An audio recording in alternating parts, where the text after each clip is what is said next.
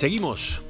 Ingresamos en el último segmento de esta edición especial de la Mesa de Análisis Político el lunes 28 de septiembre del año 2020. Con los integrantes de la tertulia al borde de su resistencia física, ahí están Fernanda Boyd y Federico Irazábal, Daniel Chaschetti y Adolfo Garcés, supongo que listos para irse a dormir una siesta. Se ha incorporado también en estos minutos, hemos sumado para este tramo de la tertulia a Ernesto Nieto, que representa aquí a la consultora Ágora, la primera especializada en investigación social aplicada en el interior del país. Ya hablamos de Montevideo. Ya hablamos de Canelones. Veamos ahora más globalmente lo que pasó en el interior del país, ya interior sin dudas, los otros departamentos. ¿Empezás tú, Ernesto? Bueno, en realidad nosotros teníamos que, sacando Montevideo y Canelones, el Frente Amplio iba por dar pelea en mantener 4 gobiernos departamentales, 3 del litoral y 1 del extremo oeste, Rocha, ¿no? Salto, Paysandú y Río Negro y Rocha. Y que, por lo menos en la previa, tenía alguna posibilidad de competir con un poco más de éxito en Colonia. Bueno, claramente fue descartado muy rápidamente lo de Colonia, ya los primeros porcentuales, más el trabajo que se hizo con la gente que hizo el escrutinio anticipado, confirmaban que finalmente el Frente Amplio votó por debajo de lo que en la previa se podía suponer. Pero bueno, en esa especie de batalla por el litoral tuvimos resultados dispares, y si se quiere, la batalla del litoral más Rocha. De los 4 departamentos, solamente en uno el Frente Amplio logró mantener el gobierno departamental, o sea, del 100, solamente el 25%, pero además con algunas particularidades. Estás hablando que de en Salto, ¿no? Estás hablando de Salto. Estoy hablando de Salto, que es el departamento del cual soy oriundo, trabajo, vivo y tengo mis raíces acá. Mis amigos, ex compañeros de clase y colegas, bueno, por algo me decían el salteño cuando cursábamos los estudios, así que, pero eso también tiene algunas lógicas. En Salto no se pudo conformar la coalición en el mismo sentido que en los demás departamentos. Muy por el contrario, el Partido Colorado tiene una base histórica en Salto muy importante, ha sido el partido predominante durante todo el siglo XX y ha tenido figuras muy relevantes. La peor elección histórica a nivel departamental del Partido Colorado en Salto hasta ahora había sido la elección post-crisis, y el Partido Colorado, a pesar de eso, había mantenido un piso electoral del 20%. Algo insólito, porque cuando en todos lados se desplomó, todavía en Salto mantenía un piso electoral elevado. Bueno, ayer lo que ocurrió es que, entre otros factores que tienen que ver con la aprobación de gestión, con la campaña que hizo el propio ex intendente de Lima, que fue por la reelección, con elementos típicos de campaña electoral, entre otros factores está que seguramente al candidato Albizu, que era el candidato del presidente de la República, y eso se hizo muy evidente durante toda la campaña, le pesó mucho no poder tener no poder conformar una coalición del estilo de la que se conformó de cara al balotaje. Y entonces, La campaña en Salto, volvimos a tener al Partido Colorado en ese piso del que hablabas, ¿no? Porque, a ver, el resultado termina siendo Frente Amplio 40%, Partido Nacional 35%, Partido Colorado 20%. Sí. Simplificando, es esa la escalera, ¿no? Claro. De cualquier manera, Emiliano, hay algo que hay que decirlo.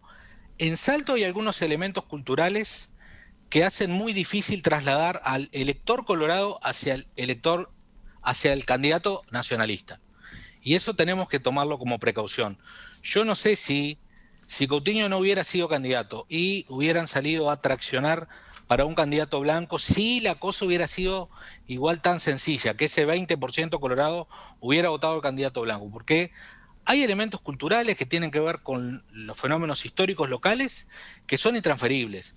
Y bueno, en Salto yo creo que igual la competencia no hubiera sido, pero lo cierto es que tenemos otros departamentos donde antes de confirmarse coaliciones, la competencia aparecía bastante cerrada. Paysandú era uno, sin embargo después se conformó la coalición porque Cabildo Abierto aproximadamente un mes antes se sumó a apoyar al Partido Nacional, y está muy claro que traccionó en ese sentido. La diferencia en Paysandú fue un poco mayor a la estimada Sí, previamente, a pero ver además si estamos de en acuerdo los con los 7 números. municipios, Partido en, Nacional 48, Frente Amplio 40 y el Partido Colorado muy abajo, allá 3,8, casi claro, 4, ¿no? sí, pero además, Emiliano, en Paysandú se da la particularidad que, para seguir con números muy redondos, prácticamente el 30% del electorado vota en zonas municipales y o rurales.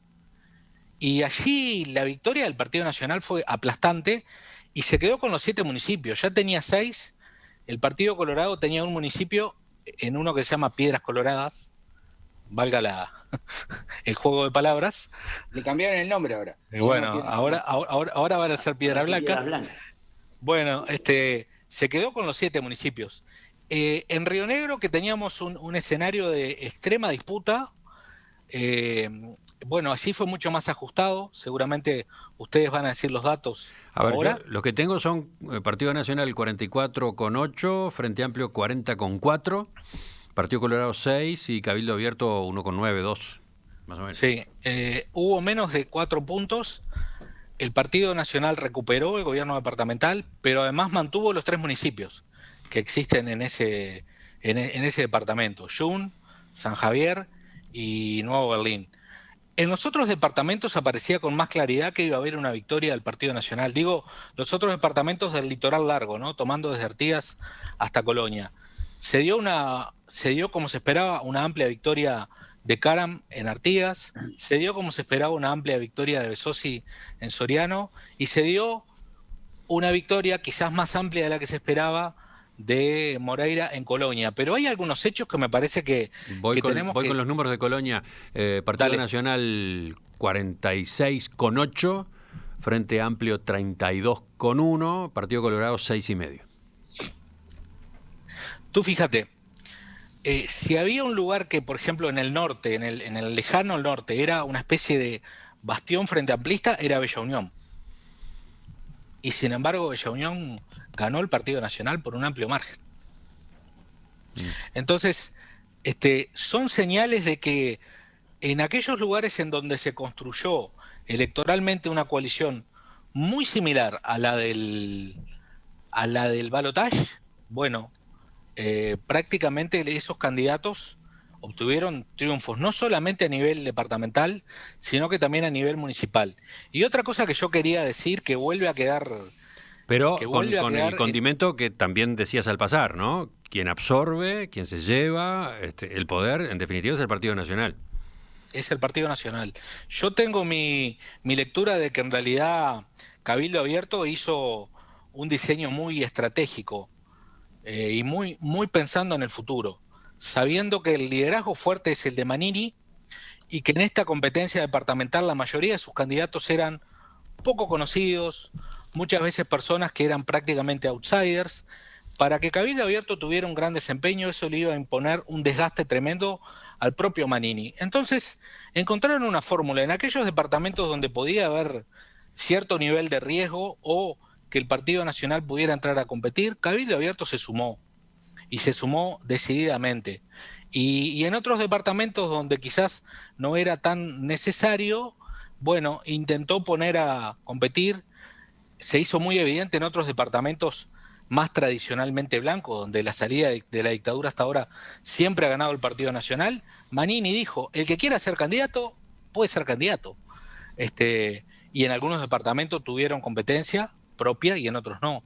Pero quiero referirme a una cuestión que por lo general, hoy ustedes lo decían al pasar, pero que todavía no sigue siendo muy observada, y es uno de los temas que yo trabajo, que es la brutal diferencia que hay en las elecciones municipales del interior con relación a Montevideo y Canelones.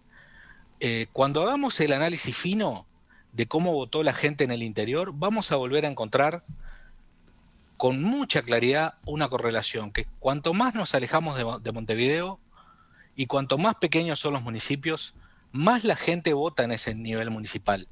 Y en algunos lugares vota más en el nivel municipal que en el nivel departamental. Ujú.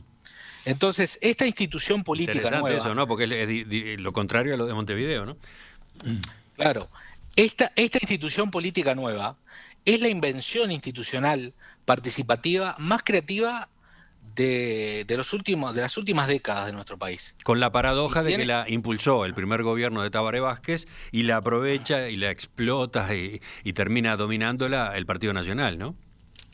sí, Sí. pero en realidad el antecedente legal directo es la reforma del Sí, 96. sí, claro, claro. Si Sí, no, sí, sí. si no tampoco se podría haber implementado de esta manera. Entonces, fíjense que acá inclusive los hechos en Uruguay se dan de trastes contra algunas teorías de la participación electoral, porque en realidad se supone que en los ambientes más modernos, y en las ciudades más grandes, los niveles de participación son más elevados.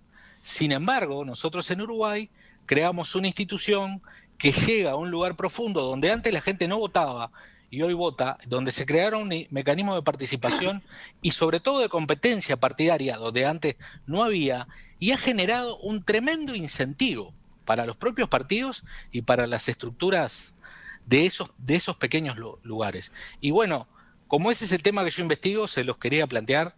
Sé que no es el tema relevante hoy, pero también nos muestra la diferencia que tenemos en ese Uruguay que es Montevideo, Canelones como una cosa y el resto.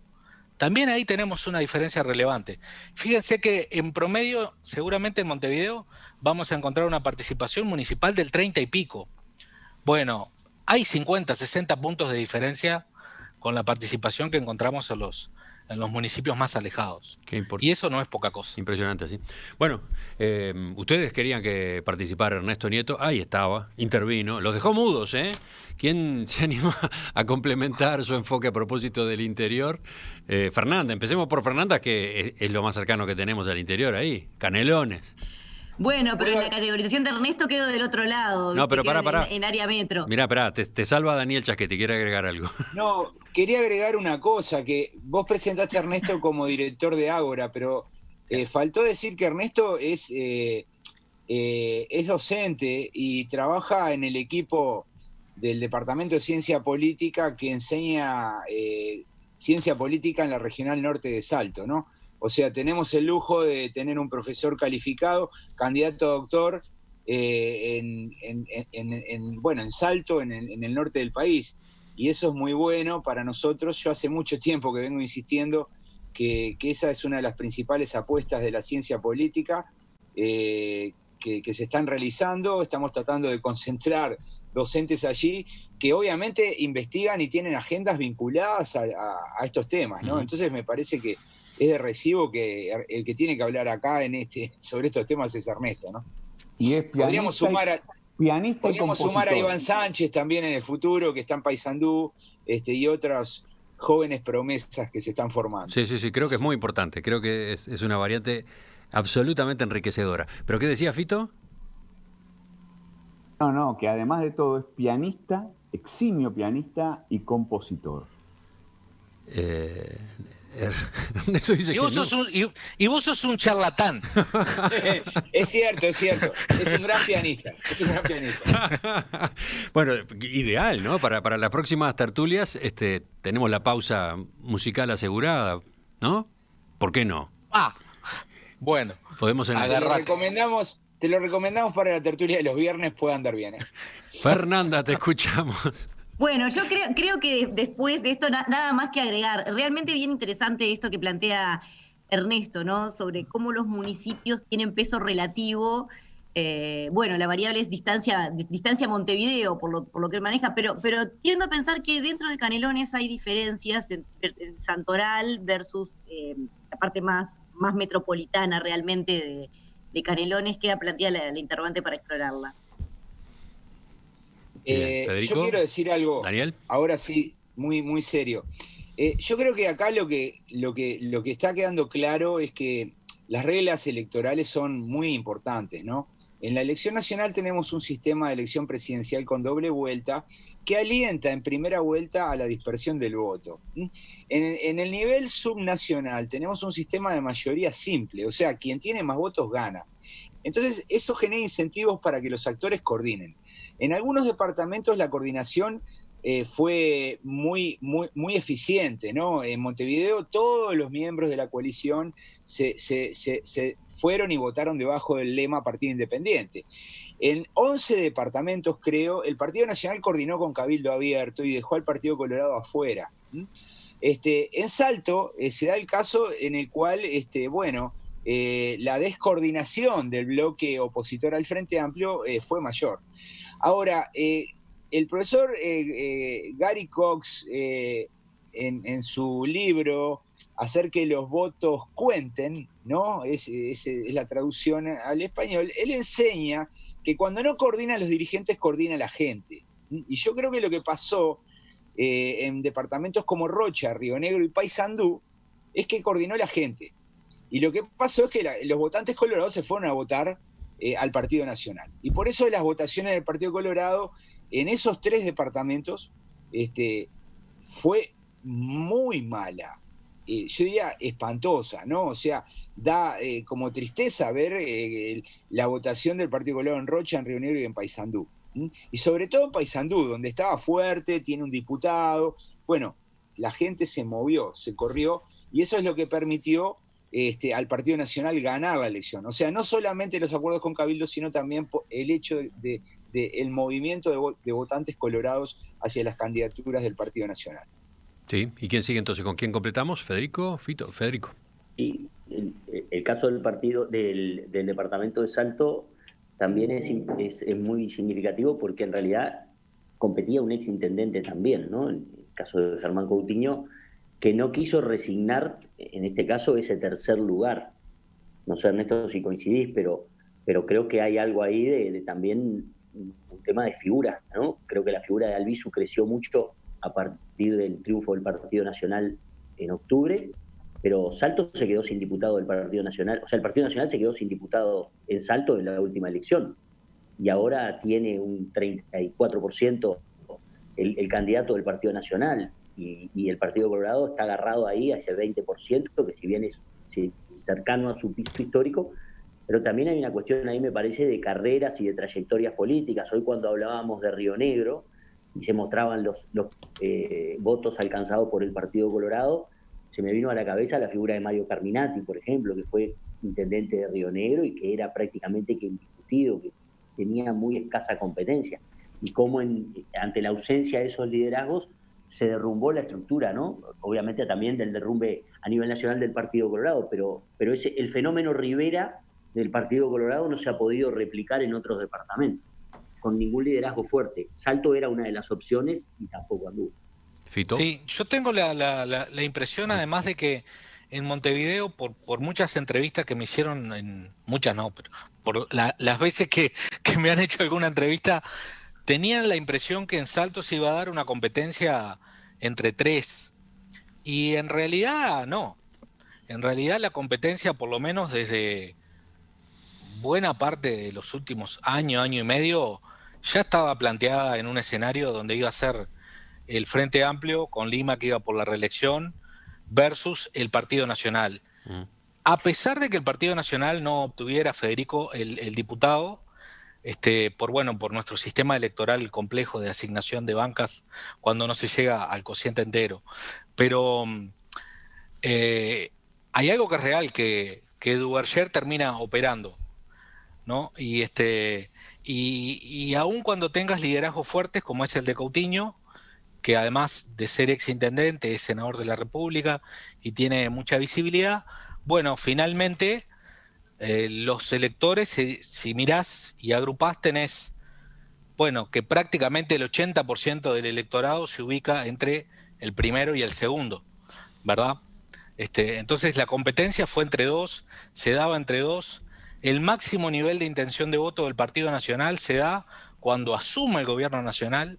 El gobierno nacional pone a Carlos Albizu al frente de la delegación uruguaya de Salto Grande, que maneja muchísimos recursos simbólicos y reales, y la campaña nacional que se hizo no solo en Salto, sino en todo el litoral, fue con una presencia permanente de actores relevantes del gobierno nacional.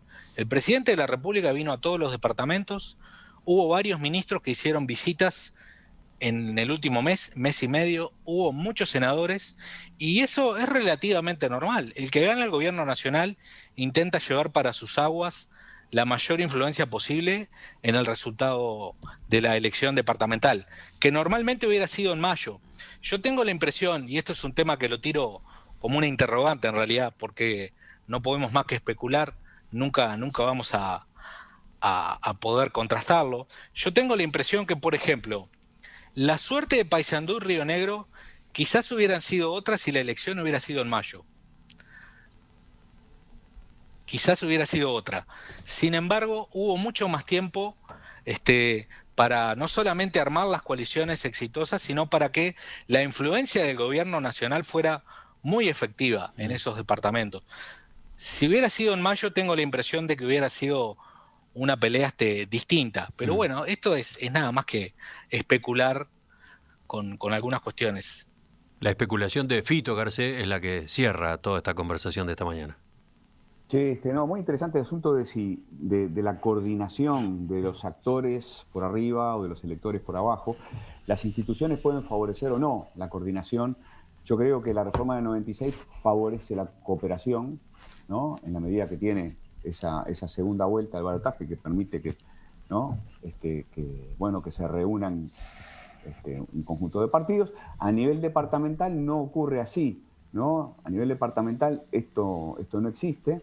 Los colorados intentaron hace unos años, me acuerdo 5 o 6 años atrás, propusieron una reforma constitucional o en el debate público, ¿no? Una reforma para aplicar las mismas reglas en el nivel departamental que se usan a nivel nacional, entre otras cosas porque seguiría un seguro de vida para los colorados hacer una reforma de este tipo. Yo soy de los que cree que este país, que es una máquina de aprender, una máquina de mejorar sus instituciones, tiene que proponerse discutir el sistema electoral a nivel departamental para facilitar la coordinación entre los partidos y no someter a los pobres salteños colorados al agravio de tener que votar al Partido Nacional, por ejemplo. Vamos despidiéndonos, vamos poniendo punto final a esta edición especial de la Mesa de Análisis Político. Han estado con nosotros Fernanda Boidi, Adolfo Garcés, Daniel Chaschetti, Federico Irazábal y ahora también, sobre el final, Ernesto Nieto. Gracias a todos por el esfuerzo después de la madrugada recontracargada de números y de primeras cuentas. Y por la extensión, porque hemos estado con ustedes desde 8:30 pasadas hasta esta hora. Han sido muy amables, ha sido muy interesante. Obviamente quedan otros temas para tratar, quedan algunos para profundizar. Nos seguimos encontrando, ¿les parece? Claro que sí, hasta la próxima. No. Bueno, yo me tomo el ómnibus y vuelvo. Bueno, buen viaje Chao, entonces. Chao, Ernesto, un gustazo verte. Chao. Un abrazo, chau.